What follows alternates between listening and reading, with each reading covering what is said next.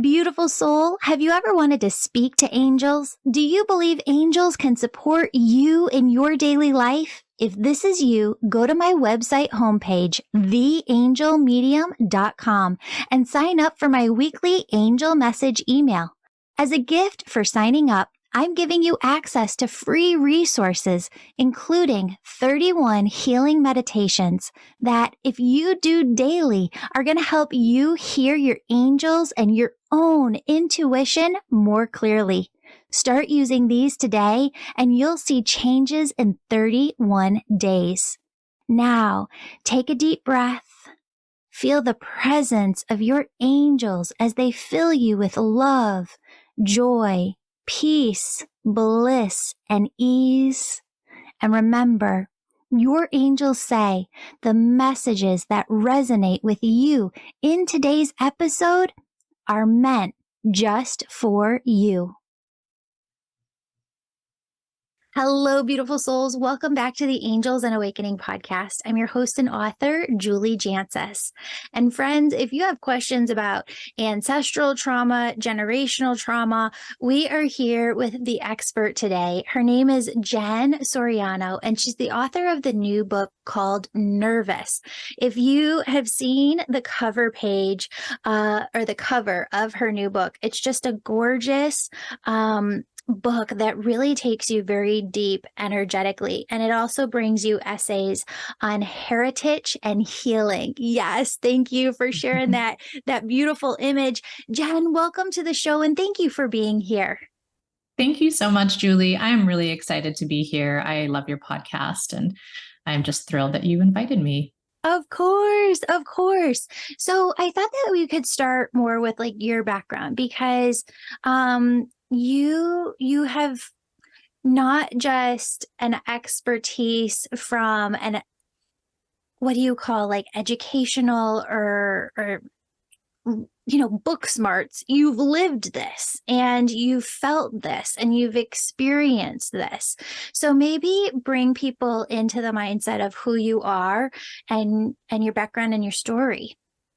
I am by now a youngish, I would say middle-aged person, which means that for more than 40 years, I've been on this journey with chronic pain.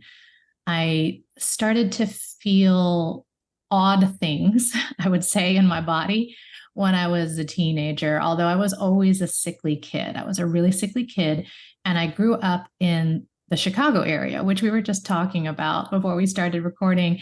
And so for a long time, I thought that I was sickly just because it was so cold for most of the year. And so I would just get bugs, viruses, and flus, bronchitis anytime those bugs came around. But then when I was a teenager, other things started to happen. I had to quit sports, and I was very much into sports. And I had to quit all my sports because my ankles would just give out on me and I would have these strange neck pains. My neck would get stuck, turned in a certain direction. And so while I was playing tennis, I couldn't turn the other direction to hit the ball back. So all these odd things started happening. And eventually, by the time I was in my early 20s, and I think it's sort of exacerbated by stress in college, at some points I completely lost the use of my arms and couldn't dial numbers on the telephone, for example. So I started to embark on this journey, first of all, of trying to stay functional. I was working in journalism, so I needed to be able to, type on a keyboard, much less type numbers on a phone. But then also to figure out what was going on with me, because at that point, all the doctors I went to see pretty much dismissed what was happening to me and said it was mostly in my head, or I just needed to take a Tylenol, or I just needed more sleep. And the first essay in my book is a history of that type of treatment of chronic pain, that kind of dismissal and misdiagnosis. So yeah, I'm a person that's had a long relationship with chronic pain, and my journey into looking at the source of this chronic pain has taken me pretty far into not just different theories of chronic illness, but also also into my own ancestry and history, and also concepts of historical and ancestral trauma. So clarify for me, what is the difference between ancestral and generational? I know that, sometimes we use these terms interchangeably, but as I've really dove into the work, there's a lot of differences. So there's no one definitive answer to that question. It's a great question, but you're going to get a different answer from different people on the different definitions. The way that I think about it is that generational trauma can include anything that you might learn through behavior. So, for example, it could be physically abusive behavior that gets then learned by future generations. And that can be an example of generational trauma that gets passed on. Ancestral trauma, I personally think of as something that is spiritual as well as behavioral, and is intimately linked with historical and collective trauma. And historical trauma is by nature a collective form of trauma. And it is basically a way to talk about trauma that's experienced by entire populations because of mass historical events like slavery, war, a major natural disaster, and colonization, which is what I focus on, the form of historical trauma that I focus on in my book.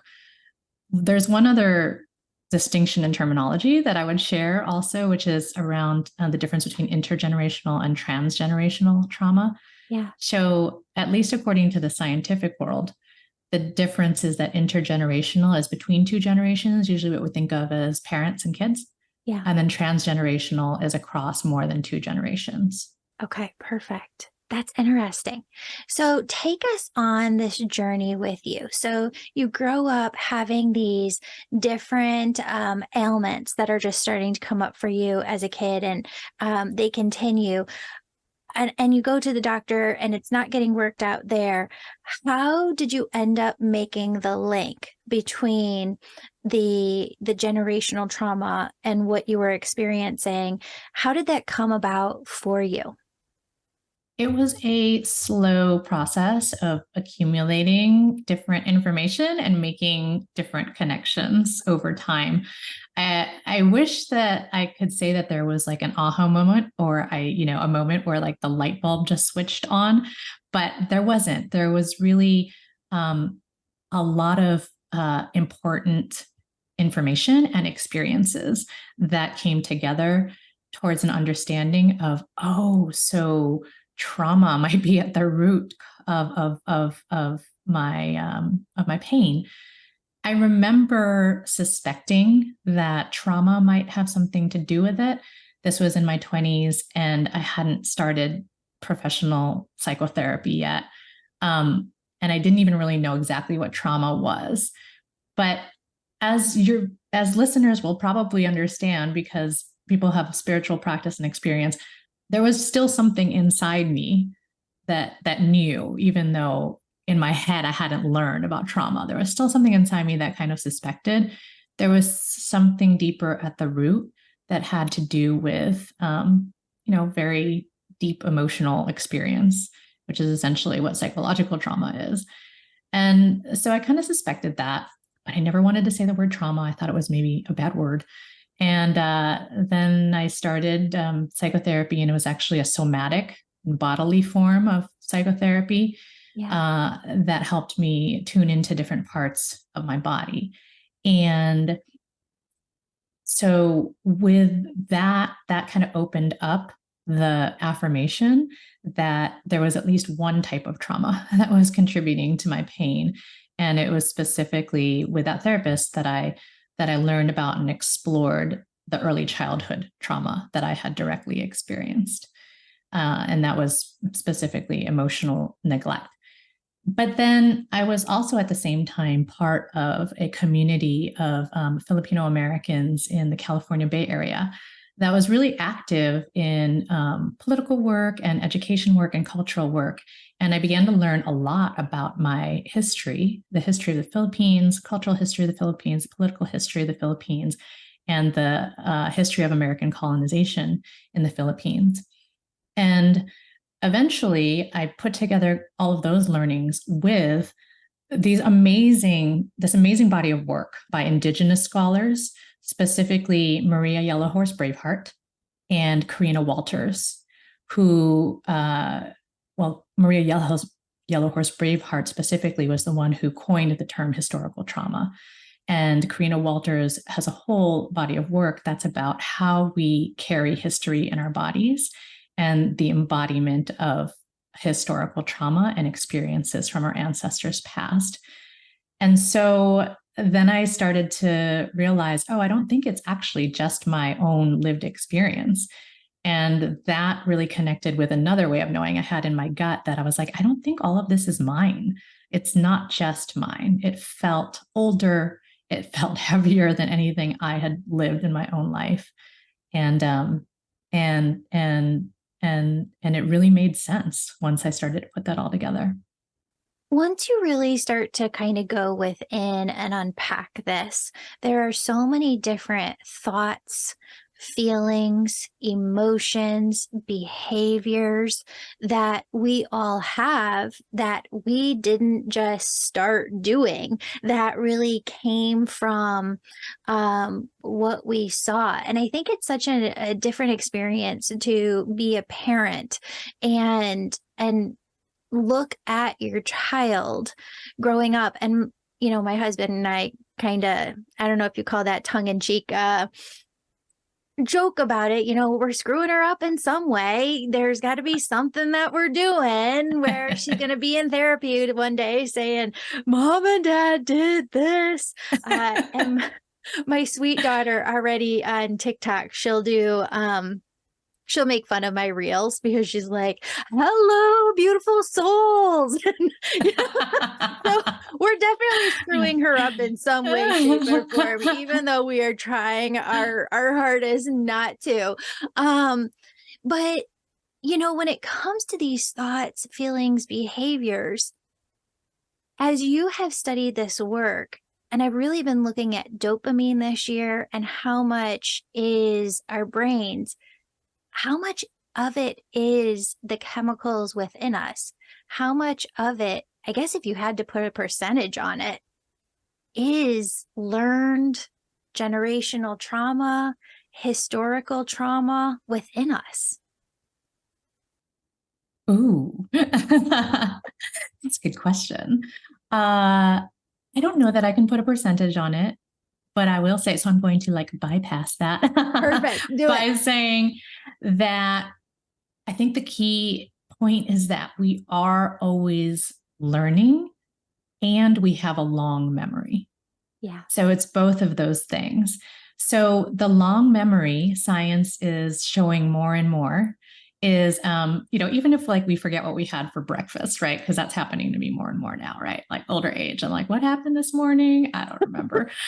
But my body remembers experiences from when I was a childhood. It's why smells, right, can automatically trigger, memories from when you were 4. Music can automatically trigger things that you had thought you had forgotten from decades ago, right? So we have these memories, and then the body actually then stores memories from previous generations, and there is more and more scientific evidence to the actual biological mechanisms for how that happens. And they're primarily around, at least what science has studied so far, around response to threat and memories of environments and things that made our ancestors feel really scared and made our ancestors, learn or decide that, that particular thing is not good for us. And so we need to avoid that. And so we have memories in our bodies that actually are not just about horrible, terrible things, but actually are lessons of wisdom and survival. Now, in our current day situations, if we're lucky enough to not be in a war zone, where our grandfathers and grandmothers were, we may still have some learned memory that interprets the sound of a car door slamming as a gunshot, or that interprets the sound of the Blue Angels flying above us as a sound of bomber planes coming to bomb our city. And so, those kinds of memories are inherited probably because they help us survive. But in a different environment of peace, it means our stress response is activated constantly. And these memories of fear and threat don't necessarily serve us in the current day. And so that's where the continuous learning comes in, right? Is that even though we have learned through these ancestral memories of fear and threat to interpret sounds a certain way reflexively, it doesn't mean that we can't learn something new, as in, oh, that's just the car door, or, oh, the Blue Angels are just out here doing loop-de-loops and I don't have to be scared of them. And I think that's the amazing thing about our bodies, and sort of the gift that this new science is showing about the mechanisms that, frankly, I think, our communities have known in some way, like for a long time, right? Is that yes, we can inherit all kinds of behaviors and memories and knowledge and traditions and practices, some of them good, maybe some of them not so useful anymore. And then we can choose and change the ones that aren't as useful to us anymore, because our nervous systems are designed to be plastic and fluid, and they are designed to adapt to changing environments.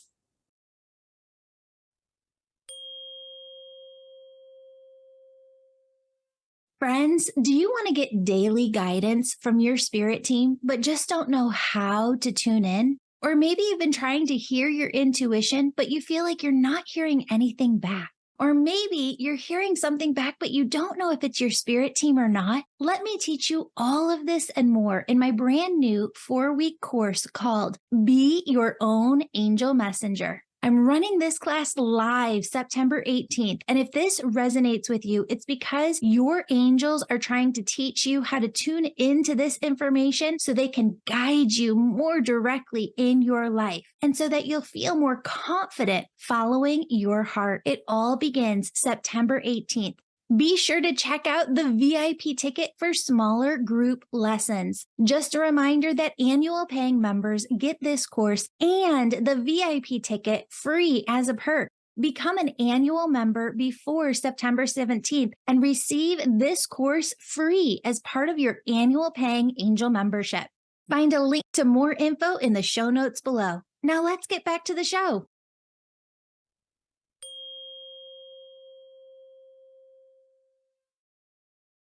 So I'm interested in the behavior piece to this. And I'm wondering if you've seen this within yourself, or if you've seen this within others, where you can take a behavior that a person has, pinpoint it to this historical trauma within them, and then actually change the behavior through that neuroplasticity, or I don't even know the mechanics of like how the behavior actually changes. But what is that process? How does that look like? And maybe can you give us some examples? Great question. Well, I'll start with saying that it looks like anything else that people choose to do on a regular basis. It takes practice. And, practice by definition means doing something over and over and over again, right? And, practice in a spiritual or a ritual sense means doing something over and over again with an intention, right? With kind of a deeper intention. And so, neural retraining and neural rewiring is a practice of experientially doing something over and over again. So I'll give you an example from my own life. I think that one of the, I don't know if it's intergenerational or transgenerational behaviors that I learned and inherited, and perhaps partly, remember through biology, but also learned through modeling on the part of my parents, is social avoidance. I learned pretty much through actual, my parents saying in so many words, but also doing so in their behavior, to not trust anybody. Mm-hmm. That people in general are untrustworthy. They're out to rob you or do worse. And so the best thing to do is to not engage with people. Definitely don't form any deep relationships with people. But honestly, in the day-to-day, you just don't even have to engage either. Right? So I'm a pretty extreme form of social avoidance and isolation, which I believe came from my parents growing up in wartime and, having the experience of their homes. So not just the country, but, in my mother's case, her literal home, her house, being invaded and occupied by Japanese soldiers. And so from her and her body language and also her verbal language, I learned the lesson that if you keep people at a distance, then they won't invade you, essentially, right? And it was really hard for me to form any kind of social relationship that was based on any real intimacy. And the only way that I was able to overcome that was, first of all, through understanding what was happening, which professional therapy helped me understand. But then beyond that, even if I understood that in my head, I needed to practice. If I didn't actually practice interacting with people, then the behavior wouldn't change. And so it was painful, to be honest. I had legit social anxiety, diagnosable social anxiety, but I don't anymore at all. And it turns out I'm a really social person. And that was just through practice. It was through showing up and interacting with people and feeling the pain of what Tara Brach calls those porcupine pricks, when you kind of get real close to each other. But then ultimately feeling the dopamine rush, right? And reward of being in relationship with other people. So because I want to go deeper into this and I just want to simplify it for people so that it's really easy to digest and that they can take it and apply it to their lives. Sometimes I feel like when we're doing this work, it's very easy to fall back into the old patterns, right? What were some ways that you were able to stay present with the work? And when you were putting yourself out there into social situations, did you have to be really present with what you're feeling, what your body is experiencing at that moment? And kind of how did you stay present to keep with it? Great question.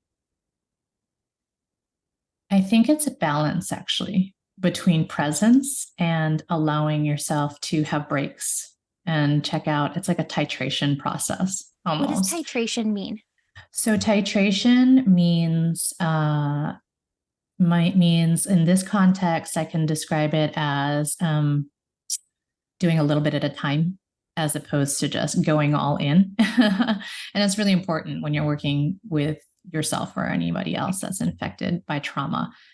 Because, one of the physiological impacts of trauma is, and what causes traumatic response is a feeling of system overwhelm, where you're just overwhelmed. You're overwhelmed by a sense of threat and you feel like you can't do anything about it.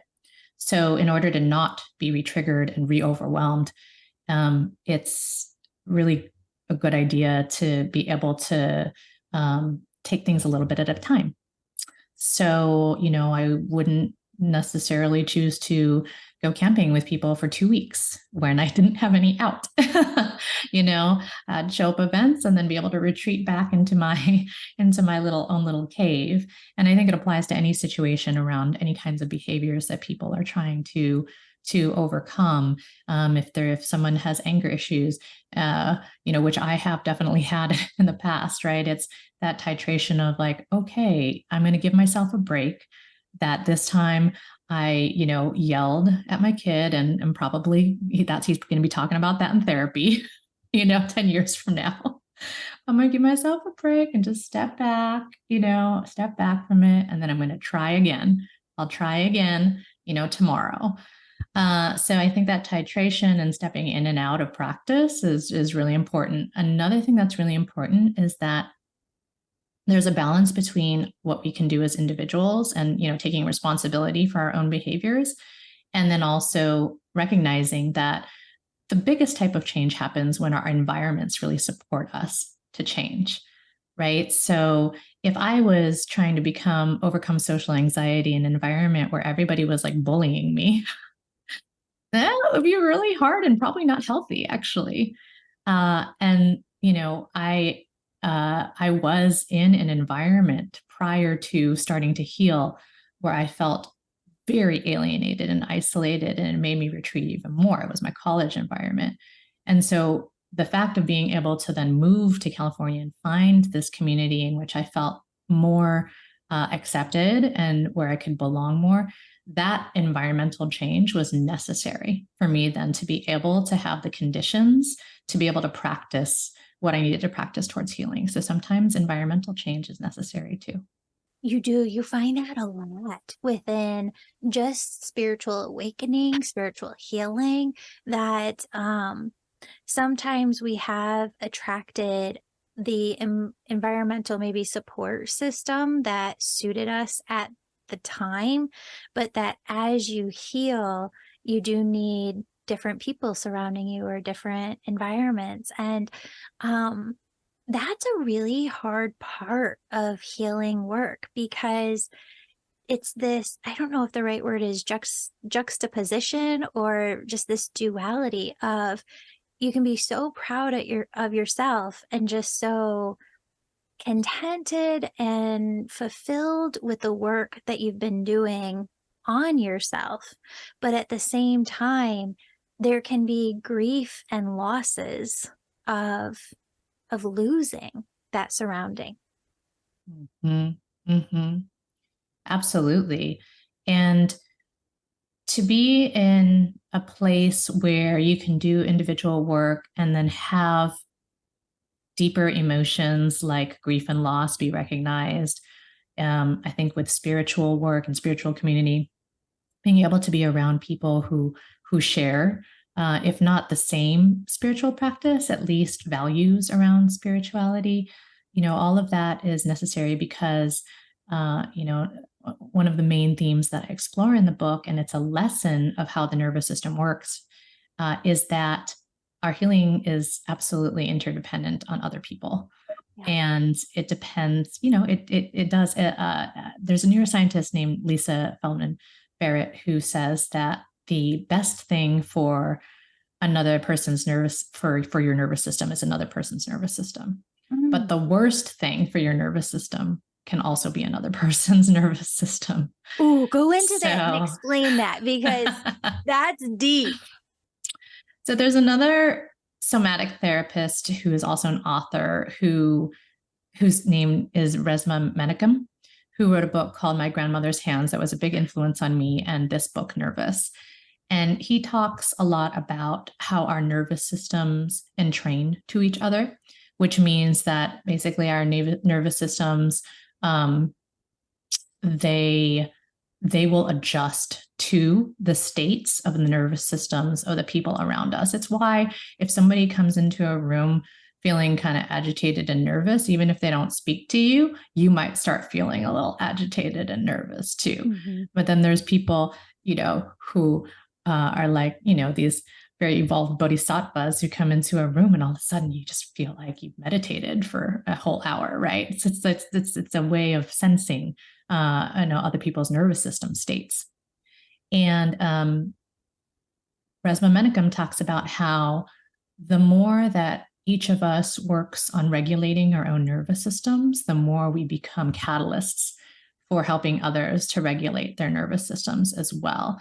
And the more potential there is for us to harmonize together at an autonomic nervous system level, which sets the conditions for positive behavior. When you talk about, kind of regulating that nervous system, I've been getting together with some of just like the most amazing spiritual minds. And I believe this too. It's the very first part of the first book that I wrote. It all comes down to your own vibration. And if you can set your own vibration, then you can feel alignment. You can hear your intuition more clearly. When you talk about regulating the nervous system, and spiritual folks talk about really tuning in and holding the vibration, are we talking about the same thing? I think so. Yeah. I absolutely think so. Yeah. That's amazing. Yeah, yeah. I think our nervous system regulation is absolutely tied to our energy Yeah. and vibration and vice versa. So, when it comes to nervous system regulation, what have you seen work the best, like tools um, or practices? I'll start by saying I think that there's a myriad of tools out there. I think there's increasingly a whole spectrum and, like a huge kind of play box for people to work with these days. But then I'll also say that there have been these practices that have been around forever. They just haven't necessarily been described as, neural regulation practices like chanting, Yeah. singing, dancing, and especially in collective and communal environments. And so in the book, I focus on one of those ancient neural rewiring techniques that was very important for me, and that was playing live music with a band. Even though, you wouldn't necessarily think that it was calming to my nervous system because we started out as a rap metal band and we were very loud and screaming and banging on cowbells. But it was really the process of being able to collaborate with other people and train our nervous systems and then create together. That was an incredibly healing neural regulation exercise for me. Yeah. But, there are lots of other things that work for folks if they do it regularly. Again, it's the practice piece, right? So yoga, meditation, absolutely. And then there's more and more now actual professionally designed courses for neural retraining. And actually, Jennifer London is an author who wrote a book called American Breakdown, in which she talks about her chronic fatigue syndrome. And this is a spoiler, but in the end, after trying all of these different remedies, one of the things that worked the best for her was a neural retraining program, a specific one that she talks about in the book. So I never went through anything very formal like that. But there are formal programs like that exist. For other folks who don't necessarily need the formal program, one of the main messages in my book is that with the right intention, a lot of communal and relational practices can be used and leveraged as neural retraining exercises. And so music, like I had said, for me, activism also was another form of neural regulation. And then there's also, cultural and spiritual practices that I highlight as well. Amazing. I wonder if there's a part or like a page within the book that you want to read that just kind of brings people in. Wonderful. Okay, yes.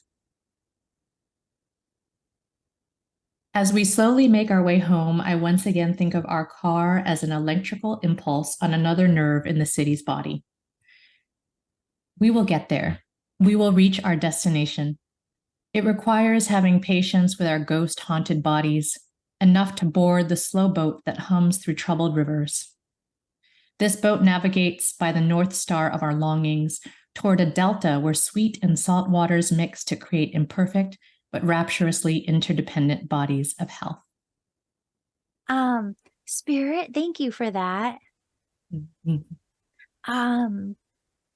There's a point at which you get to, and I think that this happens for people maybe continuously, like we get to this point over and over again.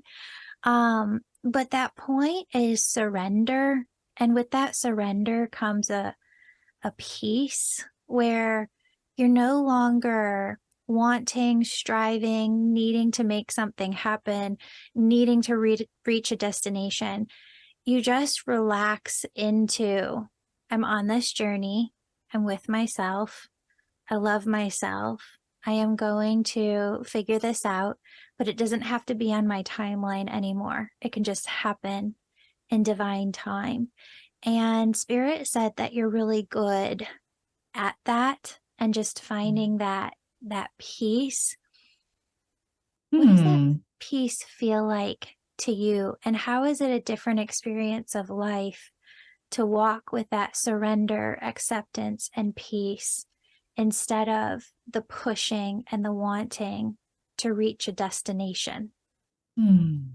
Beautiful question. It feels like a homecoming.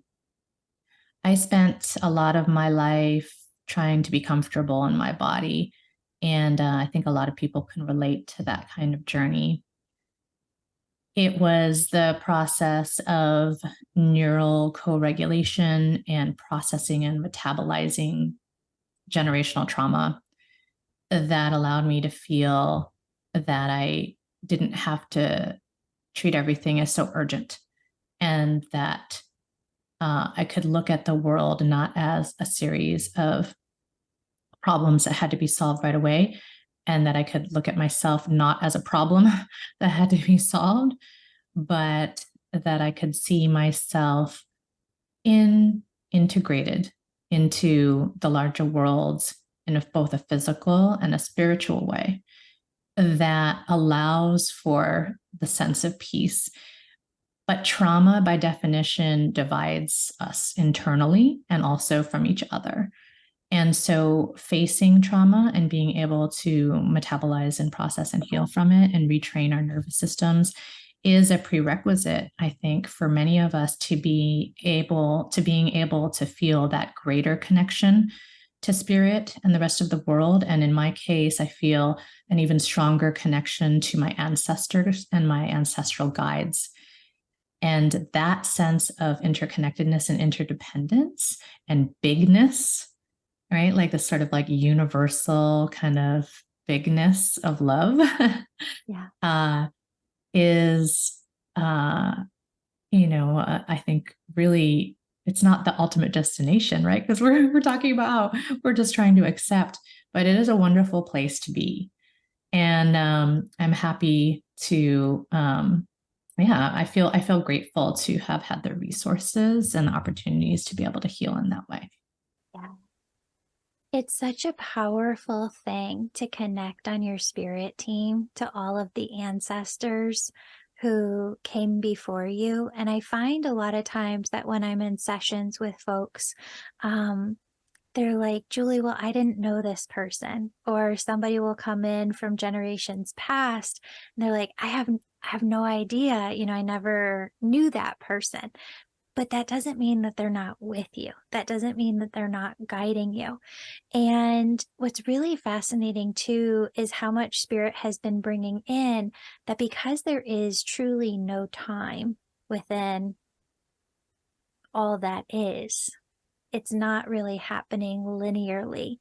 A lot of our future ancestors, the people who will come after us, also are our biggest cheerleaders in this lifetime.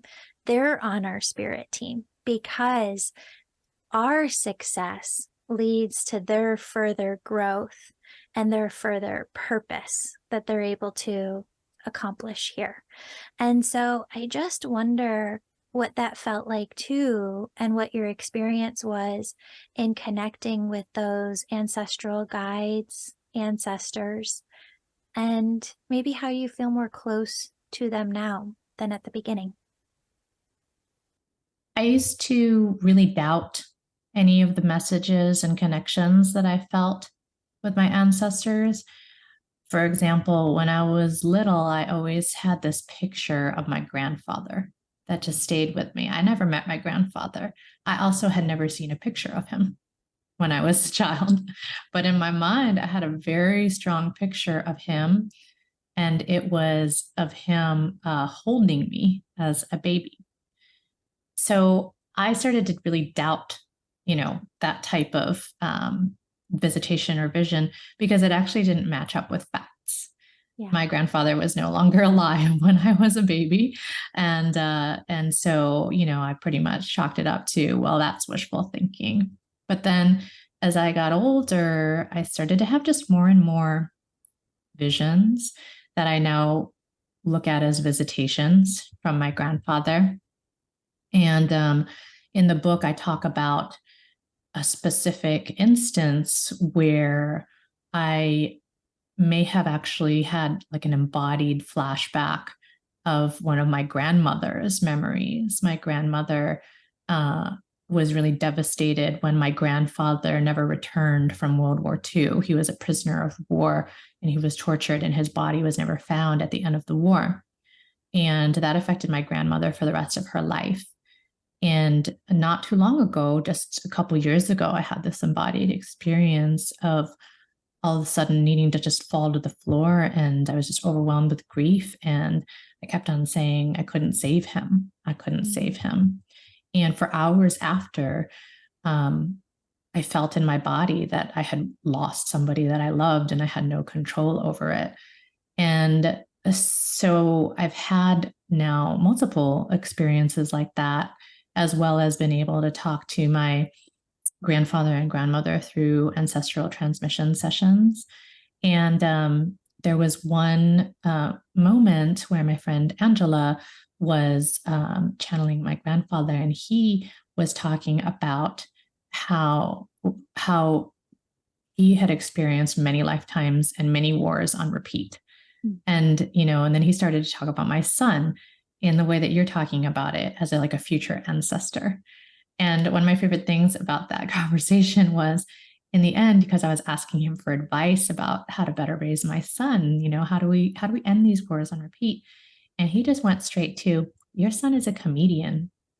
Your son is hilarious. And the thing is, he's right. It was spot on. It is the truest thing about my son. And he's like, and so you just have to cultivate that. And so now I have this connection with my ancestors that's not just based on pain and loss, but that is also about remembering all the joy that they must have experienced as well, and all the laughter, for my grandfather's spirit to be able to identify my son as a comedian. It means that he probably liked to laugh a lot too. And so I think that that's been a major gift and change that's come in part through writing this book, is being able to tap into ancestral guides around all the emotions, including joy and celebration. Amazing. Jen Soriano, you are amazing. Thank you so much for sharing this. Feel your heart just like pouring through this conversation. Thank you for writing the book, Nervous. We're going to put all of the information in the show notes. It's just a gorgeous book. Tell us tell everybody where they can find you, where they can find the book, and we'll put all of those links in the show notes too. I am mostly on Instagram at Jen Soriano Writes. So I would love to connect with you all on Instagram if you're on IG as well. I show up on Twitter once in a while. So if you're on Twitter, you can find me as Lions Write. So that's lions like the animals, and write like write a book. And you can also go to my website, jensoriano.net. Love it. Love it. Friends, while you're there on TikTok and Instagram, follow me over there at Angel Podcast. I only need, I think, 100 more followers on TikTok that I can go live. And I'd love to bring through angel messages live there like I do over on Instagram. Jen, thank you again for being here in your work in the world. Thank you so much, Julie. I enjoyed this conversation so much. Thank you. Beautiful soul, thank you so much for joining me today. My name's Julie. You know I'm all about connecting you with messages from your angels and loved ones on the other side. If you've been listening today and you're super excited and just have to know which angels are around you right now, who's connecting with you, and what messages they have for you, go to theangelmedium.com. Register for a session. You can do a reading with me or a member of my team, and we can help you in making sure that your angels are doing the very best they can to support you and guide you to your best life. If this sounds like you, virtual sessions, they're only offered on my website. Sign up today. And if you're the person who's really excited, you can sign up for my Angel Reiki School to become a certified angel messenger. That's for the healers among us who feel called to grow their intuition to the max and serve humanity with their gifts. You'll learn Reiki, mediumship, how to deliver angel messages, and how to get clients.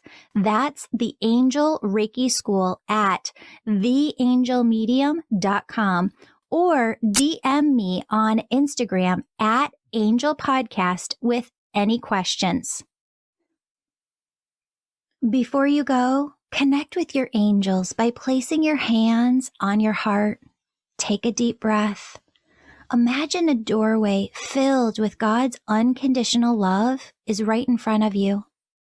Step into that love and feel it as it fills your body, chakras, and auric field.